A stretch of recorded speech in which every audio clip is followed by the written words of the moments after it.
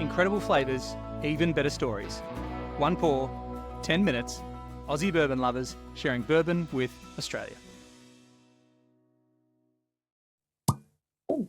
Yeah, Pop see, and a that's splash. cool.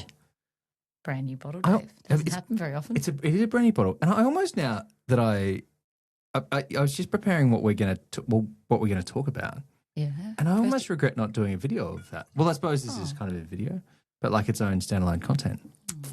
What are we drinking, H? Well, I was going to ask you the exact same question because I'm doing the pouring. You can do the explaining. I'm spilling a fair bit of it. Sorry. All right, yeah, all over my mouth. Oh, that's quite a puddle. Now you've got a whiskey. This is a Treecraft small batch American whiskey. There's a few reasons this is remarkable. Here you go. Cheers. Cheers. Tell us, Dave, what's one of the reasons it's remarkable? It's from Treasure Island. What? I'm not even joking. I'm not making that up. This is from Treasure Island. I didn't mean to interrupt you before, but I was going to say how cute is the, not cute, but lovely is the gold label. This is one of the few whiskies that I've ever bought that I didn't really like when I bought it. Oh. Why So did you buy it then? Oh, it's very fruity. Yeah, I think it is really fruity. It's almost got, and I'll tell you in a sec why we can say whatever we want about this, but okay. It's kind of like, and I don't mean this in a bad way, but you know when fruit starts to like rot? It's kind of like as in starts to get real extra ripe, I should say, not rot, but it sounds terrible.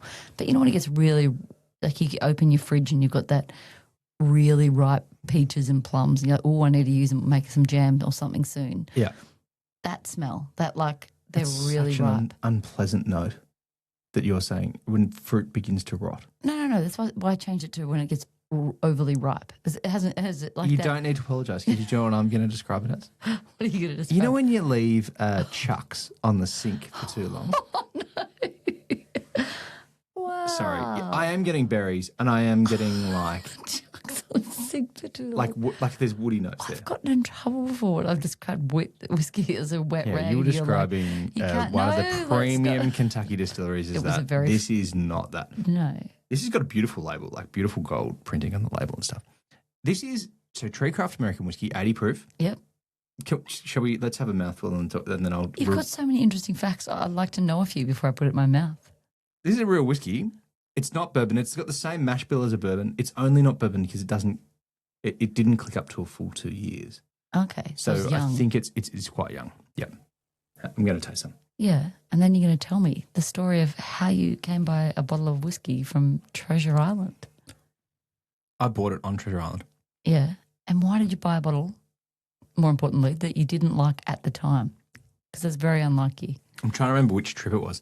Oh, no, I remember which one it One of was. these work trips. Treasure Island is, and someone is allowed to write in the comments how wrong I am if I've got the name wrong. Treasure Island is the island in San Francisco that the Bay Bridge, one of the kind of the uprights on the Bay Bridge is on. And it was a naval yard. And I'm interrupting my own story because you're kind of quite taken by that. It's quite fruity, isn't it? Yeah. It's like you're getting a new make. The nose isn't appealing. No, the nose isn't appealing. But I was expecting the drink not to be appealing. But it's not as anywhere near as bad as I thought it was going to be. It's extremely drinkable. It's sweet. It's fruity. I mean, it's only 40%, so it's not. Yeah, it's kind of easy not drinking. aggressive or anything. No, there's no burn or Kentucky Hug or anything in there. Great.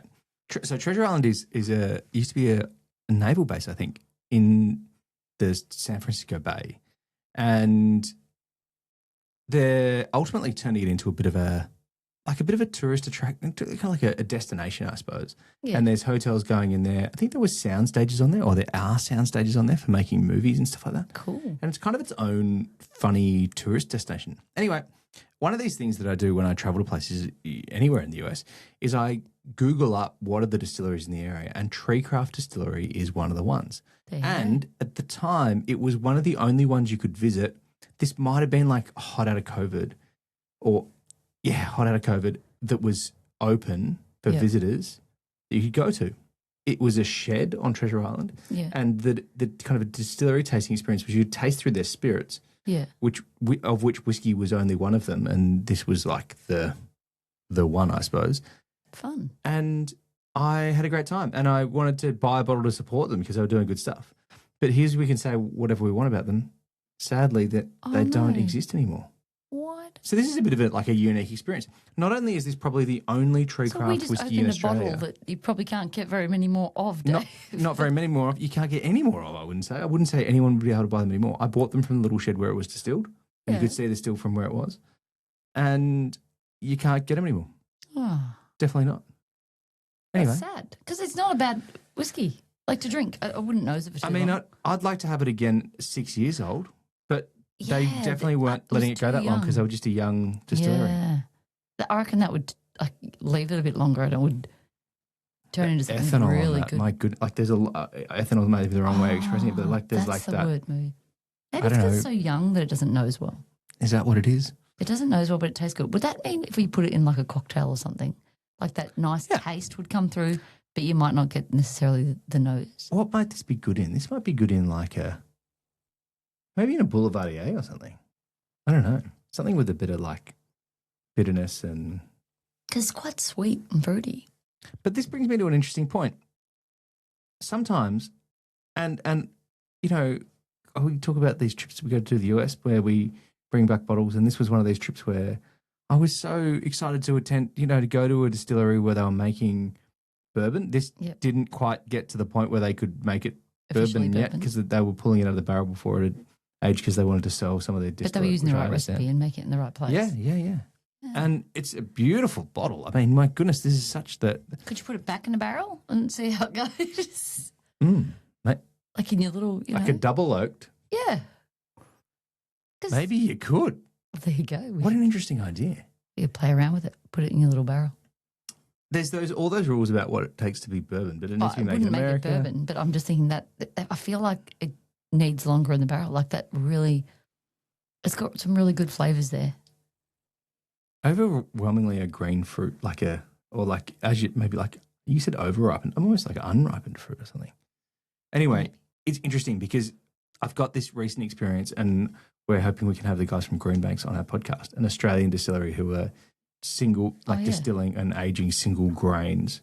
And their new make in a barrel for a year in a brand new charred oak barrel is really good. I think bloody good. And only 12 months in the barrel and 18 months in the barrel is what I've tasted. Potential. And it is really, really nice.